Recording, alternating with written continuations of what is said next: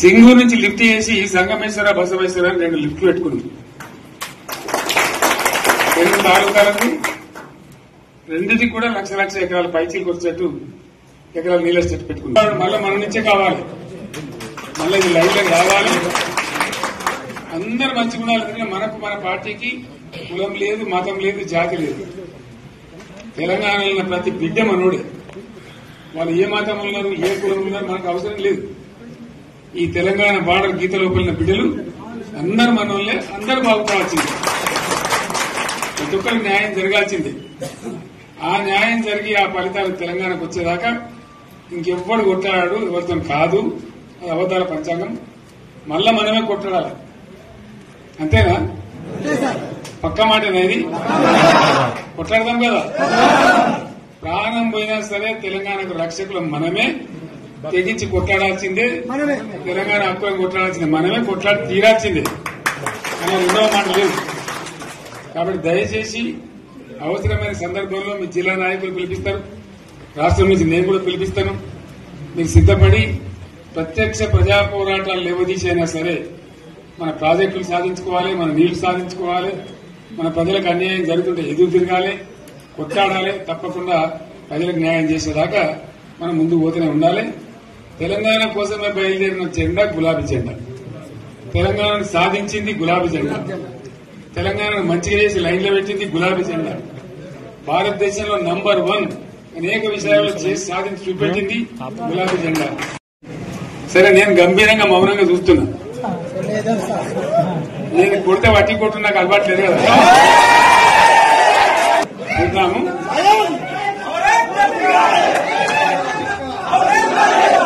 రోజులు కానీ అన్నట్టుగా నేను చూస్తా ఉన్నా. కానీ మనోళ్ళందరూ కూడా ప్రతిపాదిస్తుంది ఏంటంటే, 1 సంవత్సరం జరిగిపోయింది, సంగమేశ్వర ఆన్నే పన్నది, బసవేశ్వర ఆన్నే పన్నది, పాలమూరు ఉత్పత్తుల పథకం ఆన్నే పన్నది, కాళేశ్వరం అట్లా ఎండబెడుతున్నారు. ఇవన్నీ అన్యాయాలనే. కాబట్టి ఫిబ్రవరి నెలాఖరులో ఒక పెద్ద బహిరంగ సభ పెట్టాలి, ఇక్కడ కథ చూడాలి అని జరుగుతూ ఉంది. కాబట్టి మీరు కూడా పెద్ద ఎత్తున దయచేసి ఆ సభకు కదిలి రావాలి. కదా దూరమే ఉండదు. ఆ రకంగా తెలంగాణ శక్తి ఏందో మరొకసారి చూపించి వీళ్ళ మెడలు వంచి ఇప్పుడు సాధించాలి. భవిష్యత్ కోసం కూడా కొట్టాడకు మనం సిద్ధంగా ఉండాలని తెలియజేసుకుంటూ, పరమేశ్వర్ గారికి అంతటి లోకమంత్రం ఇది. ₹1,00,00,000 భూమి ఇప్పుడు 50 లక్షల కట్టుకోలేదు.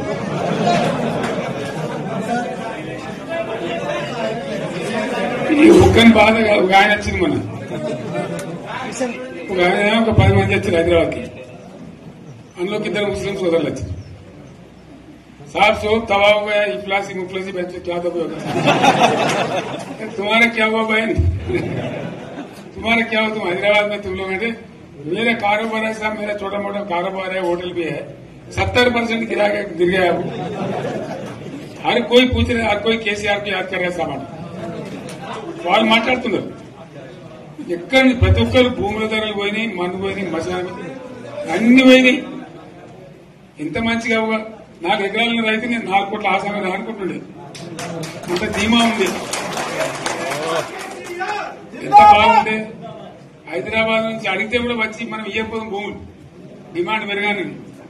అంత బ్రహ్మాండంగా మారుమూల ప్రాంతంలో కూడా 40 లక్షలు 50 లక్షలు ఎకరానికి ఉండే. అటువంటిది సగానికి సగం పడిపోయి మొత్తం నాశనం చేశారు. వీళ్ళు ఇంట్లో వదిలిపెడితే ఇంకింత నాశనం అవుతుంది. కాబట్టి మనం కొట్లాడాల్సిందే. నేను ఇంకొక మాట మీకు చెప్తా. ఎలక్షన్లలో నేను మస్తుగా చూసిన 50 ఏళ్లలో పార్టీలు గెలితే ఓడితాయి. ఇంత మాయలు ఏడాది లోపలనే కాంగ్రెస్ పార్టీ దొరికితే కొడతామని అన్నంత గొప్ప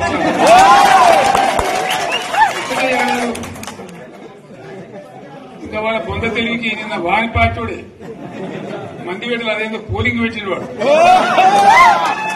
చూసారా మీరు? ఆ పోలింగ్ పెడితే 70% మనకు వచ్చింది, 30% మనకు. వాడు పెట్టింది, మనం పెట్టింది కాదు. 75 ఇది పరిస్థితి. అదే నేను ఏమంటున్నా అంటే ఫామ్ హౌస్ అంటే ఏముంటది, వారి ఉంటది, మాకు ఉంటది, అల్లం ఉంటది. కాంగ్రెస్ వాళ్ళు ఎంత మంచి చేస్తే పాల్పడి కావచ్చు కూడా సంగత దీన్ని ఫామ్ హౌస్ అని మనం బదనాం చేసి అంతే కదా. నేను ఏమంటున్నానంటే అన్ని మప్పులు వీడిపోయినట్టు ప్రజలకు అన్ని తెలిసిపోతున్నాయి. మంచి ఏంది, చెడ్డ ఏంది, ఏం జరిగింది అన్ని ఇంకా ఘోరమైంది నేను చెప్తున్నా. వీళ్ళ తెలియదక్కతనానికి ఏమైంది, నిన్న మొన్న రిపోర్ట్ వచ్చింది. Comptroller and auditor general of India అని కాగ్ అంటారు దాన్ని. కాగ్ రిపోర్ట్ వచ్చింది. పోయిన సంవత్సరం మన గవర్నమెంట్ లో వచ్చిన ఆదాయం కంటే 13,000 కోట్ల రూపాయల ఆదాయం తగ్గిపోయింది. ఇంకా మార్చి పోయే వరకల్లా ఇంకో 3,000 కోట్లు అవుతుంది. అంటే 15,000 కోట్ల ఆదాయం పోతుంది. మన గవర్నమెంట్ ఉన్నప్పుడు ప్రతి ఏడాది 15,000 కోట్లు పెంచుకుంటూ పోయినాడు. చేసుకుంటూ పోయింది. ఏడాది 10 నుంచి 15,000 కోట్ల ఆదాయం పెరిగేది మన టైంలో. అంత జాగ్రత్తగా మనం వ్యవహారం చేస్తాం. ఇలా ఉల్టా 15,000 కోట్లు పడిపోయింది.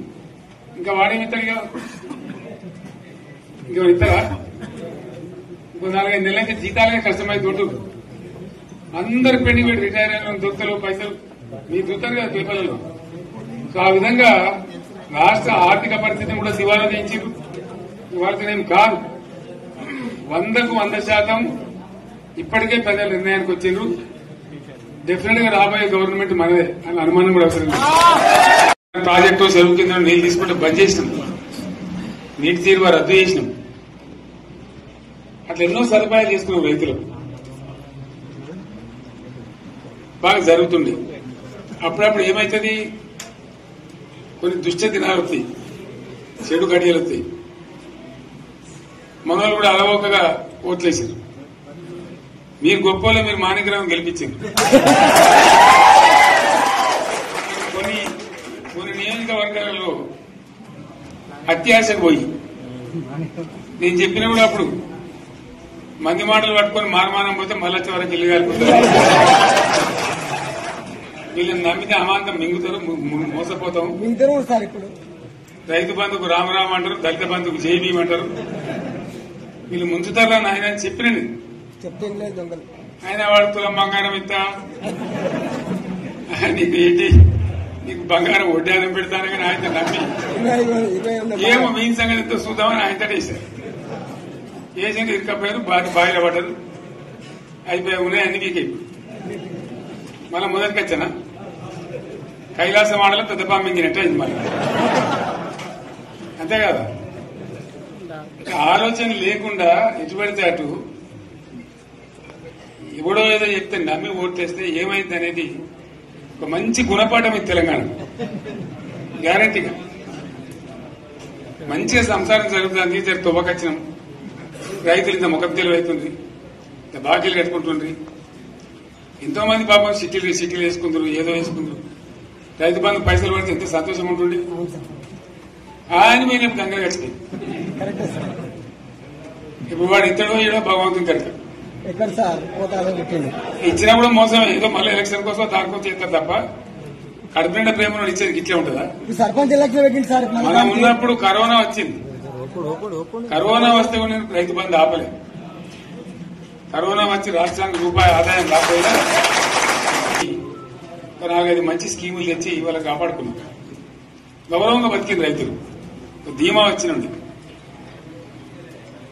రైతు బీమా పెడితే ఎంతమందికి సాయం జరిగింది? గుంట భూమి ఉన్న కూడా మంచిగా సాయం జరిగింది. చిన్న రైతు కూడా సాయం జరిగింది.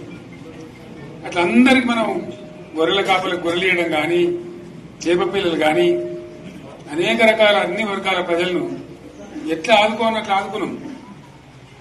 మా తెలంగాణ కదా మేము తెచ్చుకున్నాం కష్టపడి. మా వాళ్ళందరి పైకి రావాలి.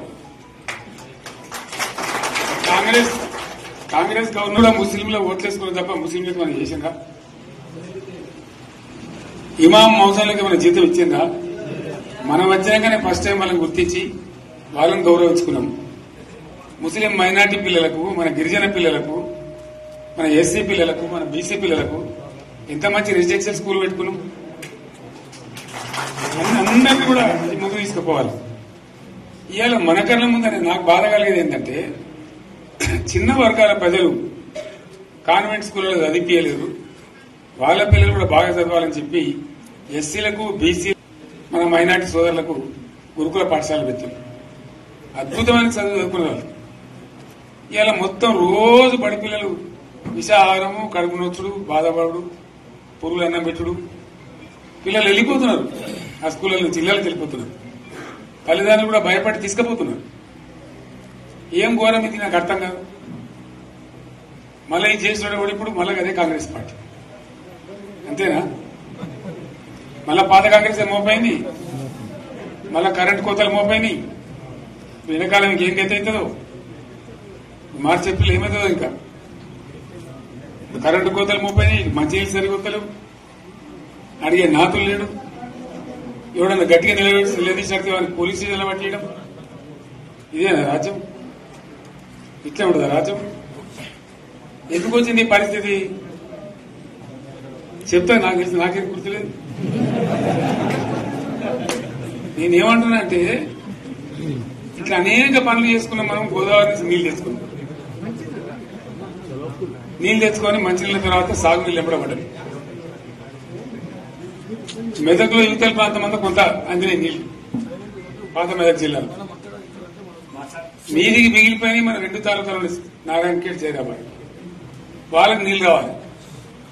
ఎట్లా రావాలి గోదావరి నీళ్లు? సింగూరు ఒక టైంలో నిండుతుంది, ఒక టైంలో నిండదు. మరి నిండినప్పుడు ఎట్లా గోదావరి నీళ్ళు దిక్కు?